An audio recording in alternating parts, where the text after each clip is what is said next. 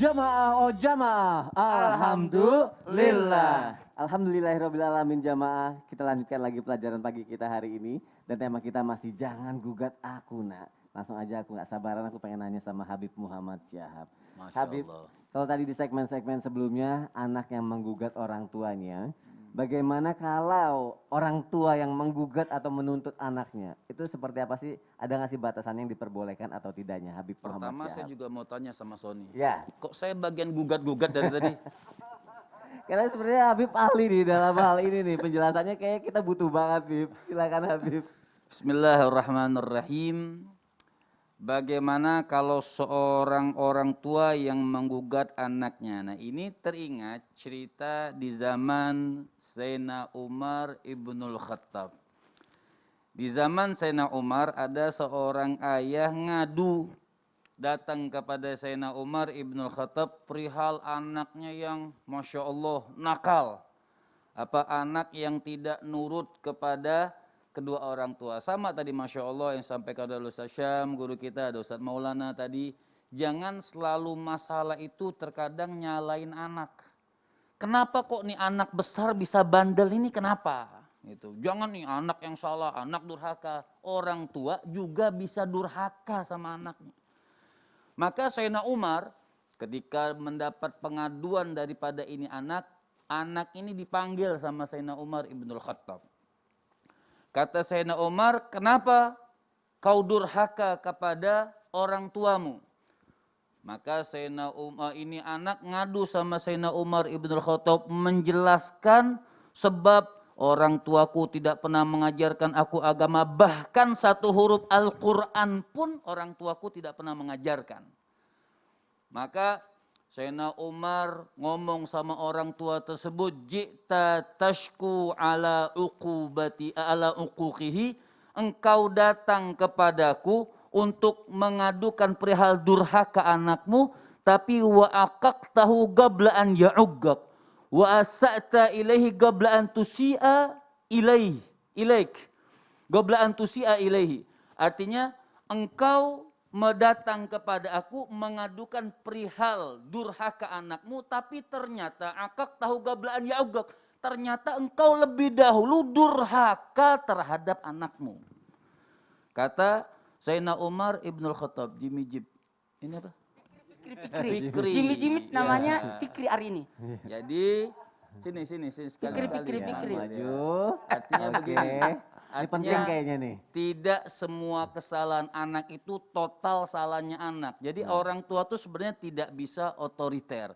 Jadi terkadang sampai kata Sayyidina Umar ibnul Khattab, kau mengadukan perihal durhaka anakmu, ternyata kau lebih dahulu durhaka terhadap anakmu. Wa asa'ta ilaih, dan kau lebih dahulu berbuat buruk akhlak terhadap anakmu. Sebelum anakmu buruk akhlak terhadapmu. Jadi sebenarnya kalau dikatakan boleh atau tidak orang tua menggugat anak, dilihat sebabnya. Sama seperti misalnya utang piutang juga, misalnya seperti tadi, boleh gak seorang anak menagih? Boleh saja. Boleh gak orang tua menagih, misalnya kalau utang piutang ya, atau apapun bentuknya, boleh saja, tapi dengan jalan yang bagus, dengan jalan yang baik, dengan musyawarah, dengan ihsan tadi seperti dijelaskan oleh Ustadz Maulana, sehingga tidak menggores sana sini, tidak bawa hawa nafsu. Oh, akuin kalau saya salah, orang tua mengatakan, saya mengatakan salah, kan jarang orang tua ngaku dirinya salah. Betul Ustadz Maulana ya? Jarang. Oh, kok iya banget. Iyanya paling kencang lagi aku nanti mereka akui orang tua salah kalau anaknya udah tidur. Maafkan aku, nah anaknya tidur. Nah, anaknya nggak tahu jadinya ya. Iya benar. Begitu, artinya jadi di sini kita harus menyikapi dengan nyikap yang bagus. Tentu subhanallah, semuanya itu kalau kita betul saya artinya yang saya selalu jelaskan semuanya lihat. Artinya yang paling bagus ittiba, yang paling bagus membaca, yang paling bagus melihat sejarah akhlak daripada baginda Nabi besar Muhammad sallallahu alaihi wasallam. Bagaimana Nabi walaupun orang tua yang sudah meninggal, bagaimana akhlaknya, dan begitupun kepada anak-anaknya akhlak Rasul sallallahu alaihi wasallam. Masya Allah. Dan mungkin kayak apa kalau misalnya sudah terlanjur terjadi percekcokan, seperti yang kata Habib bilang, selesaikan dengan cara yang baik, jangan pakai emosi ya Habib ya. Betul, itu yang paling bagus, bisa nyatu. Bisa nyatu semuanya hingga akhirnya nanti hubungan orang tua sama anaknya harmonis deh. Terima kasih Habib Muhammad untuk penjelasannya. Nih bicara mengenai orang tua dan anak yang harmonis, kayak gini nih, ada nih tayangan lucu nih orang tua yang berniat baik terhadap anaknya sendiri. Kita lihat tayangannya jamaah, silakan.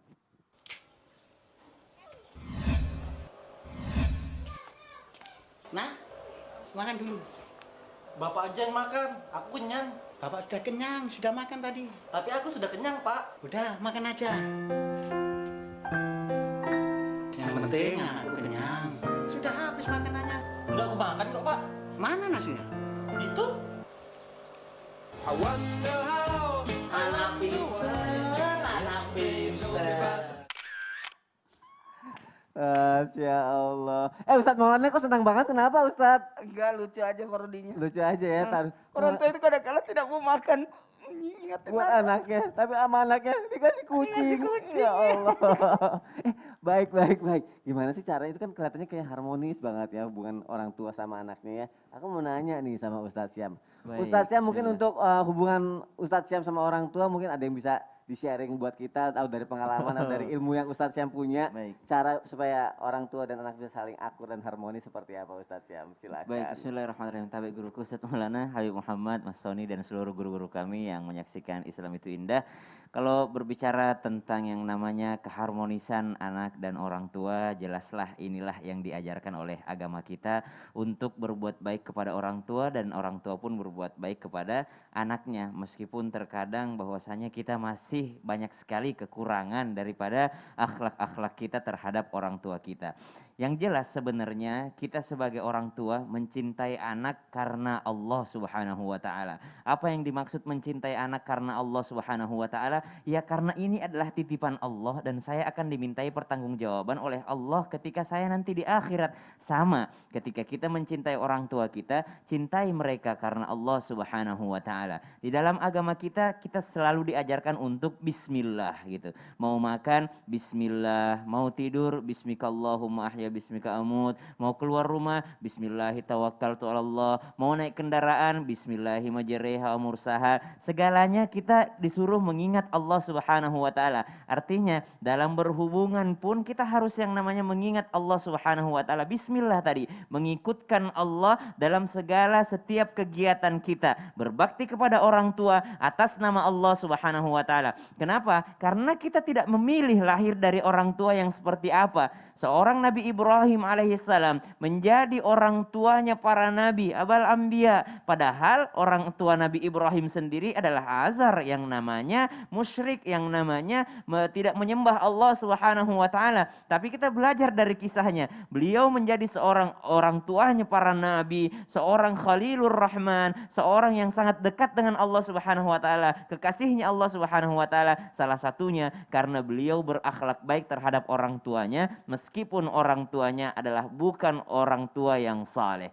Maka yang pertama adalah cintailah orang tua kita karena Allah Subhanahu wa taala. Buat teman-teman milenial, kalau kita sudah menanamkan dalam diri kita mencintai karena Allah Subhanahu wa taala, maka setiap kali kita kecewa kita sudah yakin, oh kalau kita mencintai makhluk memang, kalau kita mencintai manusia, memang bersiap-siaplah untuk kecewa. Kita mencintai orang tua kita wajib, tapi bersiap-siaplah dikecewakan oleh orang tua kita. Kita mencintai anak kita wajib, akan tetapi bersiap-siaplah dikecewakan oleh anak kita. Kita mencintai pasangan kita wajib, menafkahi wajib, akan tetapi bersiap-siaplah kecewa ketika kita mencintai makhluk. Yang tidak akan pernah mengecewakan kita hanyalah cintanya Allah dan cintanya Rasulullah sallallahu alaihi wasallam. Maka dari itu tanamkan cinta karena Allah Subhanahu wa taala. Semuanya berlabuh di jannahnya Allah Subhanahu wa taala. Saya berbuat baik karena Allah Subhanahu wa taala. Yang kedua, bagaimana supaya hubungan kita bisa harmonis? Minta sama Allah Subhanahu wa taala.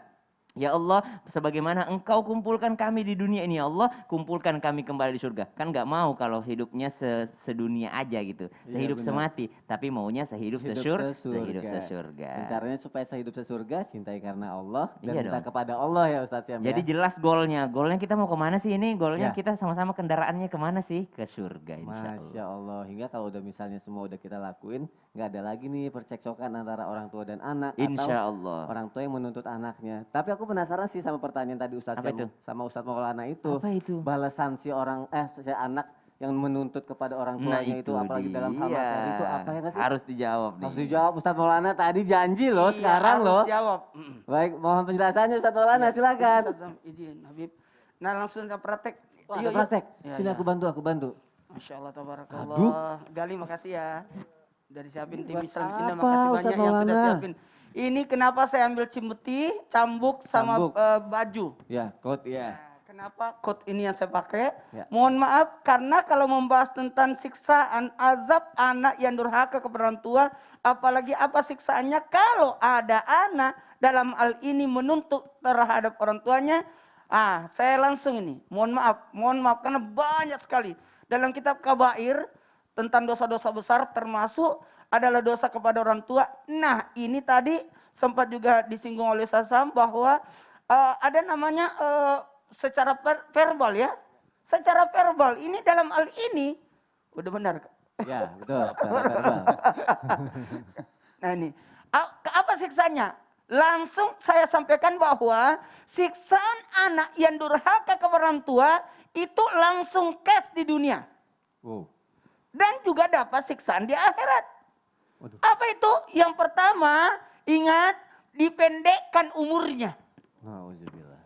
Masya Allah. Anak yang durhaka kepada orang tua itu dipendekkan umurnya. Hati-hati loh. Karena mohon maaf ini Ya, simpan dulu ya. Baik. Karena ini nanti di akhir ceritanya nih. Oh, ceritanya di Saya mau akhir. bahas dunia dulu. Oh ya, oke, baik. Ini Fikri. Kita udah nggak Bantu sabar aku. nih. Buat ngingetin anak yang durhaka jangan sampai menyakiti. Bukan dipendekkan umurnya, menyakitkan hati orang tua. Apalagi ini ridha Allah hilang padanya. Tidak mendapatkan berkah urusannya. Jadi kalau ada masalah hidupmu, ada masalahmu tidak beres-beres, kemungkinan engkau tidak berbakti kepada orang tuamu. Datang ke kuburannya, ziarahi kuburnya, atau datangi bibimu, datangi tantemu, datangi ommu. Untuk apa? Berbakti padanya. Bahkan Alqamah itu tersiksa tidak bisa menyebut kalimat la ilaha illallah disebabkan karena menyakiti hati ibunya. Sekali lagi, ini kalau kisahnya Alqamah kan panjang. Sebagaimana ibunya lagi jualan di pasar, menafkahi dirinya karena tidak diperhatikan lagi Alqamah. Kalau ada bagiannya, ini menyakiti apalagi menuntut, apalagi membuat orang tua sakit hati. Makanya siksaannya ini ya Allah. Pada saat dibangkitkan, yauma yum'una fi sururi fataqtuna aja dibangkitkan, ada yang dibangkitkan dalam keadaan apa? Kulitnya hancur. Aduh. Kulit-kulitnya hancur, daging-dagingnya hancur. Siapa itu? Anak yang durhaka kepada. Kok kulitnya? Sampai di neraka nanti. Saya tidak mau praktekkan ini buat orang ya. Ya. Dipakaikan baju api. Jadi bajunya baju api. Lalu dipakaikan, maka terbakarlah dia. Kok bisa? Karena daging-dagingnya, kulit-kulitnya dari orang tuanya kan. Sony mau pakai satu. Jangan. Nggak mau. Lah, kenapa ada cemeti lagi? Selain dipakaikan baju api, dicambuk mulutnya lagi. dengan cambuk yang berduri-duri. Maaf, takut nanti ada yang kena. Aduh. Dan ini diarahkan ke mulutnya. Habib mau kemana, Habib? Waduh. Bahaya nih. Iya benar. Di dunia aja serem apalagi di akhirat ya Ustaz. Ini baru digini alat cemeti. Iya. Ini mulutnya yang dicambuk. Kok mulutnya? Kenapa mulut yang dicambuk?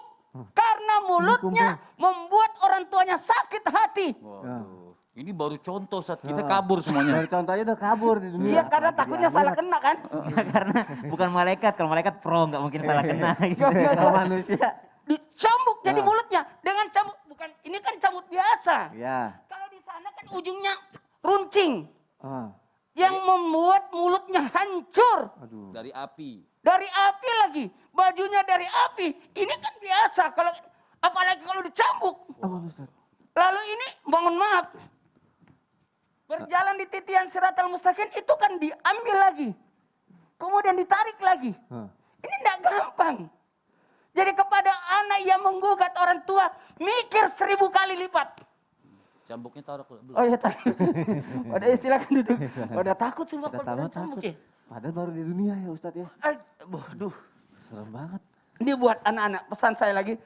Aduh, yang paling tidak enakan, haramlah kulitnya masuk surga. Aduh, nauzubillah min dzalik. Dan tidak akan dilihat oleh Allah.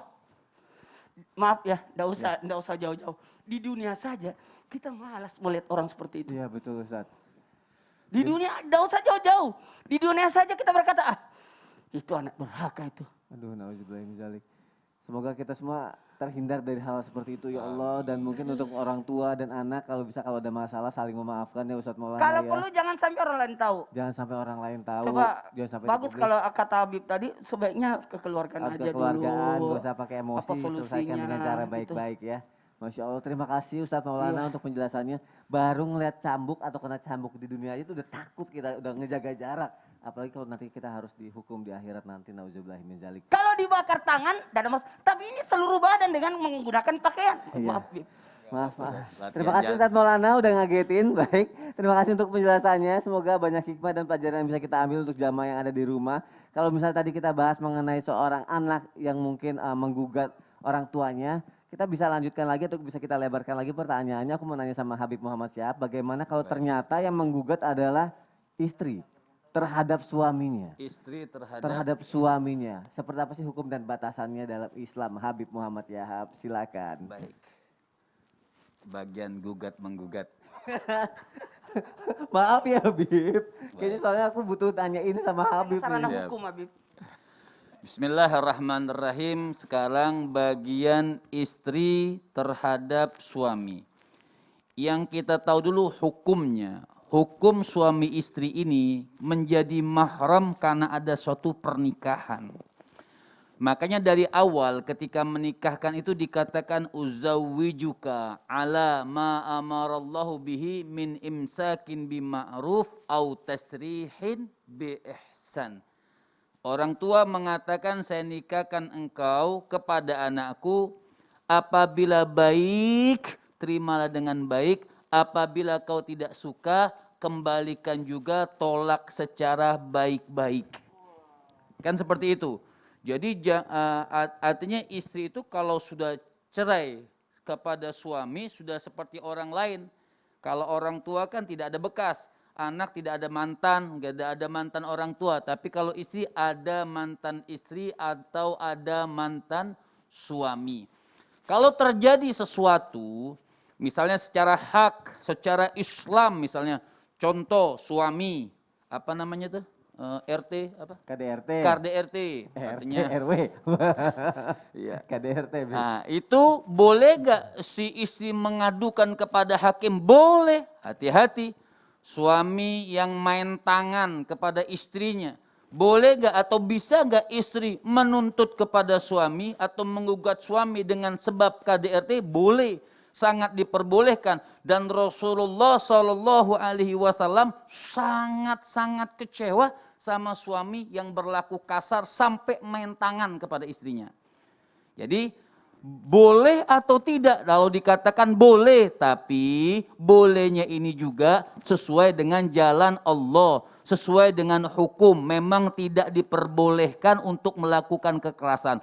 Atau hutang piutang, boleh saja. Seorang istri menuntut dibayar hutangnya atau seorang suami menuntut dibayar kalau memang ada hutang piutang sesuai dengan syariat Allah Subhanahu wa taala. Tapi nasihat istrinya, nasihat pribadi buat saya atau buat umumnya para yang lain, apabila terjadi hal tersebut ingatkanlah, lakukan sesuatu itu jangan menimbulkan suatu permusuhan yang sampai panjang. Lakukan dengan perlakuan, tidak apa-apa, jalur hukum, tidak apa-apa. Boleh dilakukan dengan jalur hukum, tapi intinya setelah itu sudah selesai. Tidak ada dendam, tidak ada hal-hal yang bisa bikin hawa nafsu lebih naik, karena hawa nafsu ini bisa jadinya memasukkan dia ke nerakanya Allah Subhanahu wa taala, seperti tadi kata Ustaz Maulana, dapat cambuk. Contohnya aja serem apalagi Di akhiratnya. Iya, apalagi Nauzubillah min di dzalik. akhirat Allah Subhanahu wa taala. Berarti memang diperbolehkan tapi ada batasan-batasan seperti yang Tentu tadi itu ya, setiap Bib, ya. jalur hukum yang bagus yang baik. Baik, dengan jalur hukum yang baik dan setelah itu jangan ada lagi dendam apa segala macam. Yang penting sudah Betul. diselesaikan ya Bib ya. Terima kasih Habib Muhammad Syahab untuk penjelasannya. Sama-sama. Terima kasih jamaah juga. Kita akan lanjutkan lagi nanti setelah yang satu ini dan kita akan menjawab pertanyaan yang sudah masuk ke media sosial Islam itu Indah. Dan juga nanti kita akan berdoa bersama-sama bersama jamaah yang ada di rumah dan akan dipimpin oleh guru kita Ustadz Syam. Jadi jamaah jangan kemana-mana ya. Tetap di Islam itu Indah. Jamaah, oh jamaah. Alhamdulillah.